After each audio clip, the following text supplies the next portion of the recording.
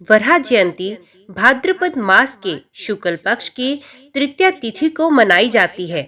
हिंदू धार्मिक मान्यताओं के अनुसार इस तिथि को भगवान विष्णु ने वराह अवतार लिया था और हिरण्याक्ष नामक दैत्य का वध किया था। भगवान विष्णु के इस अवतार में श्री हरि पापियों का अंत करके धर्म की रक्षा करते हैं।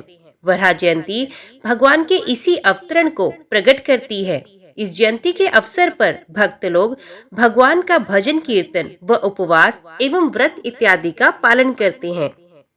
कथा के अनुसार जब दीति के गर्भ से हिरण्याक्ष और हिरण्यकशिपु ने जब जुड़वा पुत्रों के रूप में जन्म लिया तो पृथ्वी कांप उठी।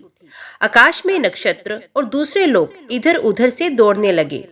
समुद्र में बड़ी बड़ी लहरें पैदा हो उठी और प्रलयंकाली हवा चलने लगी। ऐसा प्रतीत होने लगा कि मानो प्रलय आ गई हो। हिरण्याक्ष और हिरण्यकशिपु दोनों पैदा होते ही बड़े हो गए। दैत्यों के बालक पैदा होते ही बड़े हो जाते हैं और अपने अत्याचारों से धरती को कंपाने लगते हैं। यद्यपि हिरण्याक्ष और हिरण्यकशिपु दोनों बलवान थे, किंतु फिर भी उन्हें संतोष नहीं था। वे संसार में अजयता और अमरता प्राप्त करना चाहते थे। हिरण्याक्ष और हिरण्यकशिपु दोनों ने ब्रह्मा को प्रसन्न करने के लिए कठिन तप किया। उनके तप से ब्रह्मा जी प्रसन्न हुए।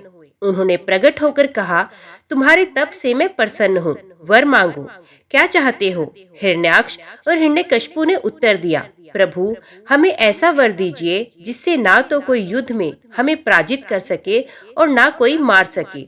ब्रह्मा जी तथास्तु कहकर अपने लोक में चले गए। ब्रह्मा से अजयता और अमरता का वरदान पाकर हिरण्याक्ष उदंड और स्वेच्छाचारी हो गया। ये तीनों लोकों में अपने को सर्वश्रेष्ठ मानने लगा। दूसरों की तो बात ही क्या, वे स्वयं विष्णु भगवान को भी अपने समक्ष तुच्छ मानने लगा।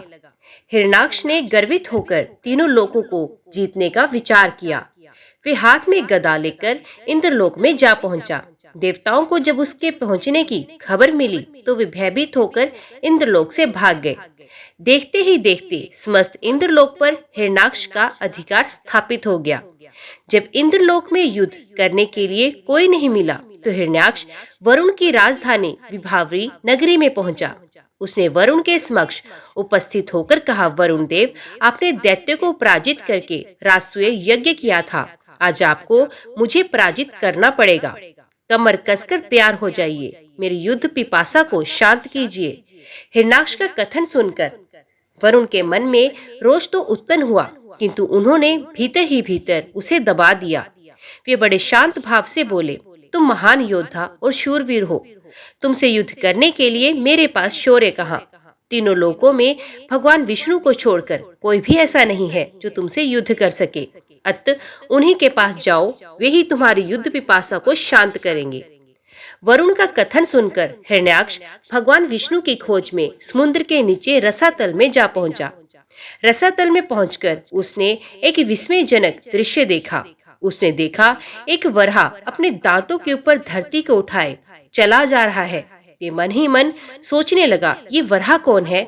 कोई भी साधारण वराह धरती को अपने दांतों के ऊपर नहीं उठा सकता। अवश्य ये वराह के रूप में भगवान विष्णु ही हैं, क्योंकि वे ही देवताओं के कल्याण के लिए माया का नाटक करते रहते हैं। हिरण्याक्ष वराह को लक्ष्य करके बोल उठा, तुम अवश्य ही भगवान विष्णु हो। धरती को रसातल से कहाँ लिए जा रहे हो? ये धरती तो दैत्यों के उपभोग की वस्तु है, इसे रख दो। तुम अनेक बार देवताओं के कल्याण के लिए दैत्यों को छल चुके हो, आज तुम मुझे छल नहीं सकोगे। आज मैं पुराने बैर का बदला तुमसे चुका कर रहूंगा। यद्यपि हिरण्याक्ष ने अपनी कटुवाणी से गहरी चोट की थी, किंतु फिर भी भगवान विष्णु शांत ही रहे। उनके मन में रंच मात्र भी क्रोध पैदा नहीं हुआ। वे वराह के रूप में अपने दांतों पर धरती को लिए हुए आगे बढ़ते रहे।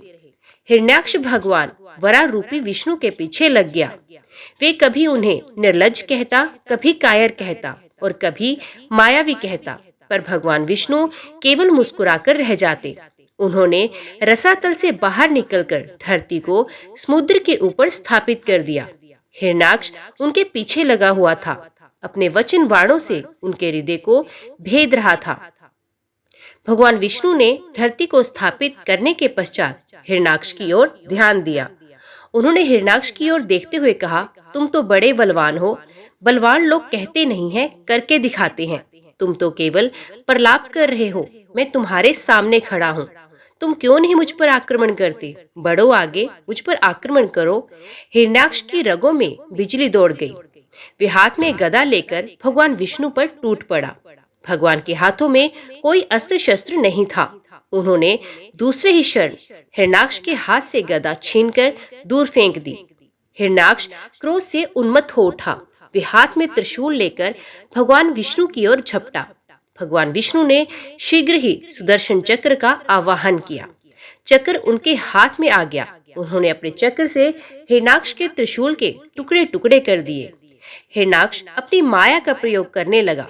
वे कभी प्रकट होता तो कभी छिप जाता, कभी अट्टहास करता तो कभी डरावने शब्दों में रोने लगता, कभी रक्त की वर्षा करता तो कभी हड्डियों की वर्षा करता। भगवान विष्णु उसके सभी माया कृत्यों को नष्ट करते जा रहे थे। जब भगवान विष्णु हिरण्याक्ष को बहुत थका चुके तो उन्होंने उसकी कनपट्टी पर कसकर प्रहार किया।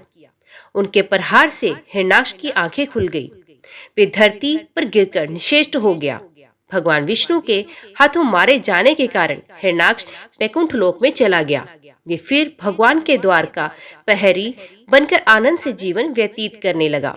भगवान विष्णु से प्रेम करना भी और बैर करना भी दोनों ही अच्छे हैं।